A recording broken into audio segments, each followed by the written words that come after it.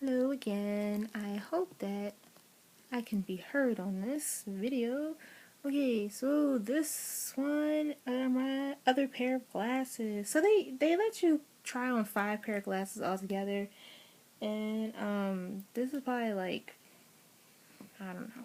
But these ones, these are kind of cool too. There's some other ones that are very similar to these.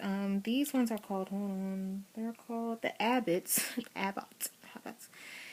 They're circular. I like the more goldish finishing, because there's another pair that have a silver finishing. So actually, to kill 2 birds with 1 stone, I want to do both of these glasses in one video, and then I'm gonna talk about. Oops, sorry, technical difficulties. Okay, then I'm gonna talk. Oh, jeez, Louise, what's going on? Then I'm gonna talk about some more, narcissistic personality disorder. Take this off. Pardon all the noise. I know it's probably noisy. Okay, so these ones.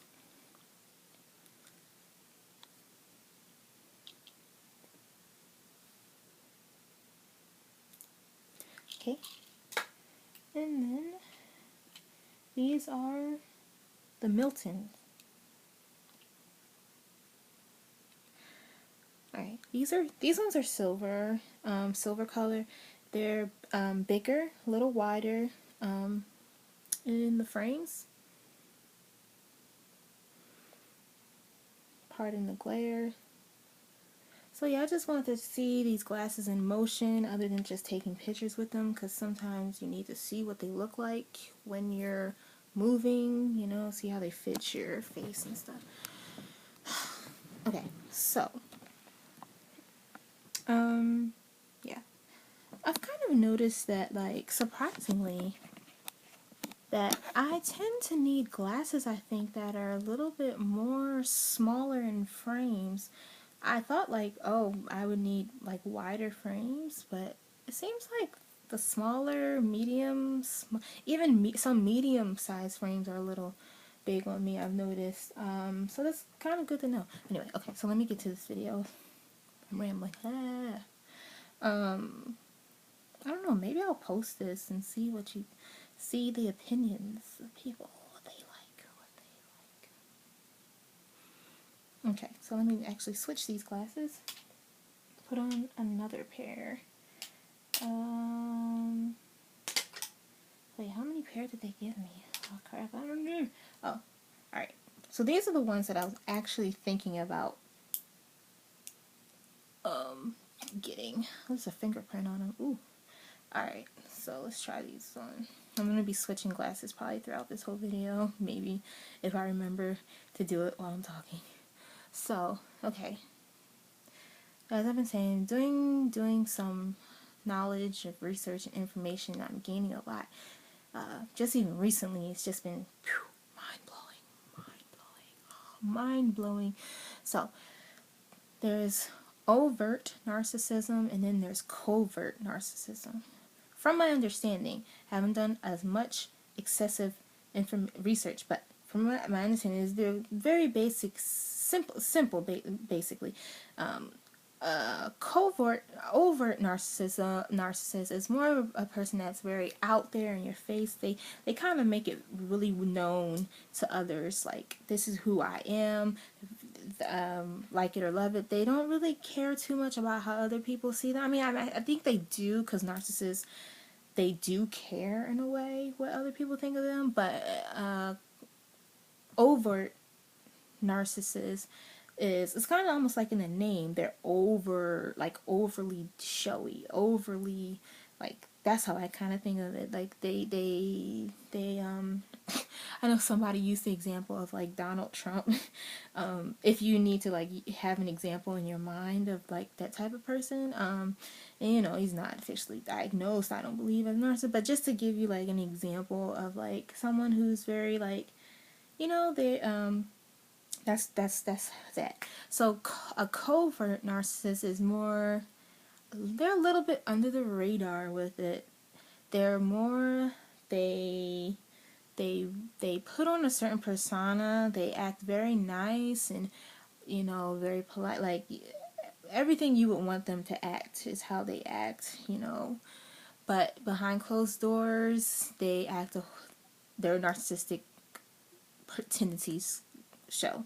It's almost like the if you heard the narcissistic mask, it slips. Their mask slips, and a covert narcissist can't keep that persona up long where their mask is always on. It's gonna slip eventually. They're gonna show their true selves eventually. I'm gonna switch glasses now. These are the grapefruit sodas, Chelsea glasses. So their mask slips eventually. And the thing is, like, it's easy to identify an overt narcissist. It's more difficult to kind of pinpoint the covert narcissist because they are very well at putting on a certain image that they know people will like. They know it will be socially acceptable. And sometimes it's not until even a long time later after interacting with this person that you see the narcissistic tendencies start to show. So yeah, I think I'm just gonna leave it there as far as covert narcissism. I will say, even when I was saying earlier that you don't hear people talk about narcissism a lot, even just the term. So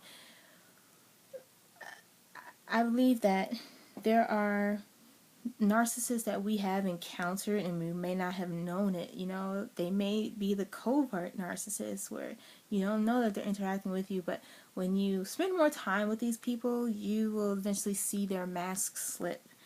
You will see, it's almost like someone when you're dating someone, I've heard my aunt say, like, they put on their representative, they, you know, this is who I am, you know, they want to be very appealing to your eyes, to you. And then eventually their true self starts coming out, their habits, their tendencies, who they really are. Like, no one can really put on a persona forever. You know, eventually who they really are will show up. So yeah, that's what I want to say about that. Let me try on these other pair of glasses since I'm pretty much tried on all of them. These are the other ones. I forget what they're called, but yeah.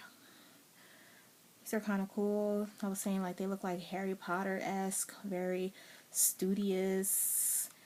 You know, I'm reading in the library, you know, throwing shade. I'm about to give you a read. These are kind of cool, too. I like them. But yeah, I think maybe I'll talk more about this topic because it's important to bring awareness. And, you know, there's probably other people that's going through this and don't know, like, what it is that they're going through. Oh, another topic that I do want to talk about is, like, PTSD and CPTSD. So, yeah. All right.